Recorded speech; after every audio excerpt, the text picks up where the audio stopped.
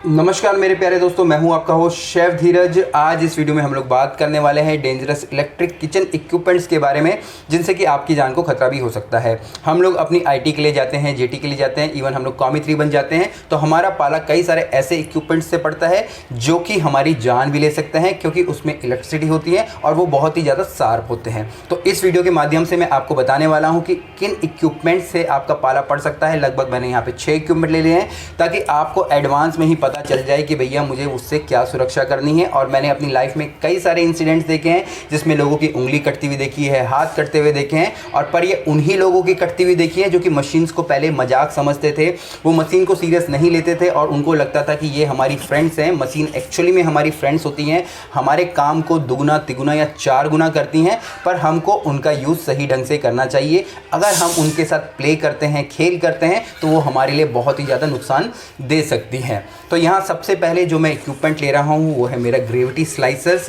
Gravity slicer एक तरीके का स्लाइसर मशीन होती है। इसमें एक बड़ा व्हील लगा रहता है जो कि बहुत ही ज़्यादा डेंजरस होता है। इसका यूज़ हम लोग करते हैं इसका यूज़ हम लोग करते हैं अपने चीज़ के स्लाइसेस निकालने के लिए, अपने मीट के स्लाइसेस निकालने के लिए। आप लोगों ने हैम देखा होगा, सिरानो हैम देखा होगा, चीज़ के ब्लॉक्स देखे होंगे, या फिर किसी भी प्रकार की सब्जियां देखी होंगी जिनके कि हमें पतले पतले स्लाइस करने होते हैं। इवन हम लोग गोभी भी इसमें डाल के अपनी पतली पतली जूलियन करके स्लाइस करते हैं। तो इस मशीन का प्रयोग किया जाता है स्लाइसिंग के लिए, और इसके अंदर ब्लेड लगा रहता है। ब्लेड को अगर आप ध्यान से नहीं देखेंगे या फिर आप उसमें दिए गए गार्ड का यूज़ नहीं करेंगे, आप सीधे अपने हाथ का ही यूज़ करने लग जाएंगे, तो हो सकता है कि आपकी सारी की सारी उंगलियां कट जाए, और मैंने ये कटते हुए भी देखा है।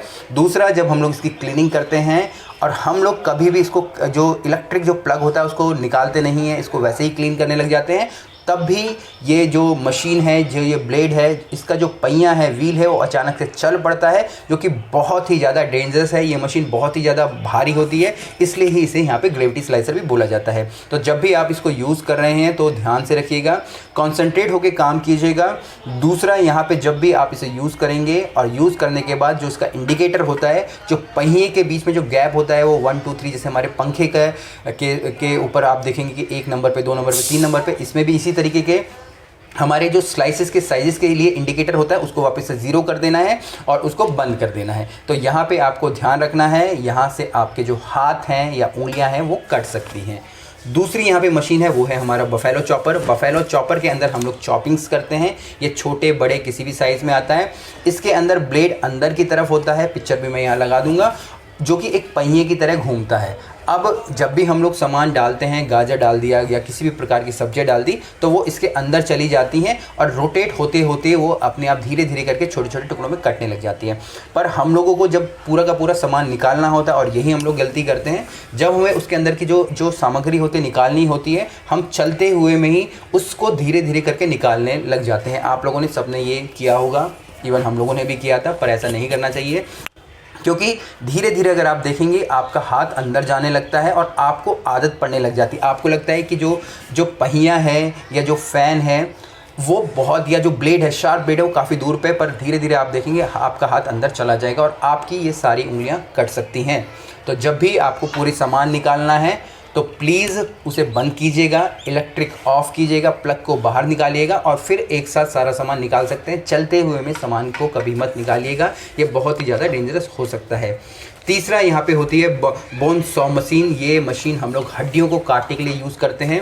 इवन यहाँ पे होटल्स में, तो ये अब जो बड़े होटल्स में वहीं मिलेगी, छोटे होटल्स में नहीं मिलती, क्योंकि इसके लिए भी गाइडलाइंस बनाई है गवर्नमेंट के द्वारा।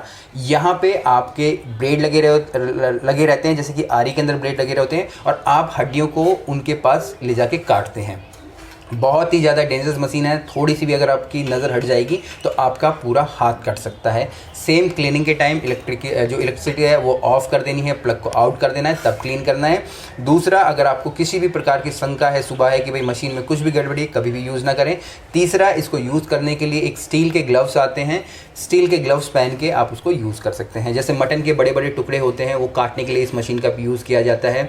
आपने देखा होगा कि अगर आपने देखा होगी जो भी फ्रोज़न मटन आपने देखा होगा, बड़े ही एकदम शानदार छोटे छोटे बड़े बड़े पीसेस में कटा रहता है, सेम साइज़ के पीसेस में कटा रहता है, तो वो इसी मशीन के द्वारा कटा रहता है। तो पर आप जब भी यूज़ कर रहे हैं तो थोड़ा ध्यान रखिएगा अपने हाथ का और अपना। इसके बाद जो नेक्स्ट मशीन है वो है हमारी सैलमेंडर। सैलमेंडर के अंदर होता क्या है, इसके ऊपर की तरफ से हमारे फायर निकलती है। ये इलेक्ट्रिक भी हो सकता है, गैस का भी हो सकता है। और यहाँ पे हम लोग अपनी चीज़ों को ग्रेटिनेट करने के लिए या फिर किसी भी प्रकार की ब्रेड को टोस्ट करने के लिए हम लोग यूज़ करते हैं। अब होता क्या है, जब ऊपर से फायर निकलती है या ऊपर से जो इलेक्ट्रिक रॉड होती है वो गर्म होती है, जो नीचे वाली सरफेस हो जाती है पूरी गर्म हो जाती है। और हम लोग यही गलती करते हैं, हमको लगता है नीचे वाली सरफेस नहीं गर्म नहीं है, पर हम उसको टच करते हैं और अपना हाथ जलवा बैठते हैं। अधिकतर हमारा ये वाला पार्ट का जो जलता है, मेरा भी कई बार जला है, हम लोगों को लगता है कि वो गर्म नहीं है, हम अचानक से टच करते हैं, वो बहुत ही ज़्यादा गर्म होता है और फिर वो दर्द आसानी हो जाता है। तो इस मशीन का भी प्रयोग आप करें तो ध्यान रखिए, आप किसी डस्टर का यूज़ कीजिएगा। इसके बाद है कीमा मशीन। कीमा मशीन आप सब ने देखी होगी, बड़ी कॉमन है।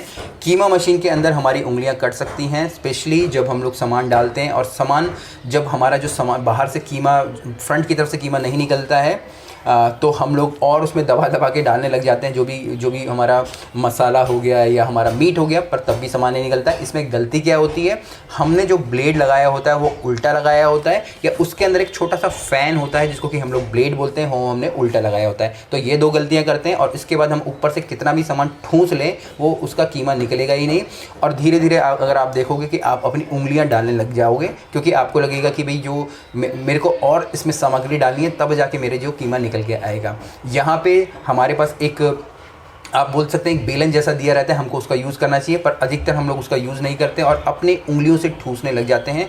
मैंने जहाँ से ट्रेनिंग करी थी एम्बेसडर स्काई शेफ से, हमारे एक शेफ़ होते थे कॉन्टी के, उनकी उंगली मैंने अपने सामने ही कटते हुए देखी थी। आज से 15-20 साल पहले की बात है। शशि नाम था उनका, अभी भी याद है मुझे।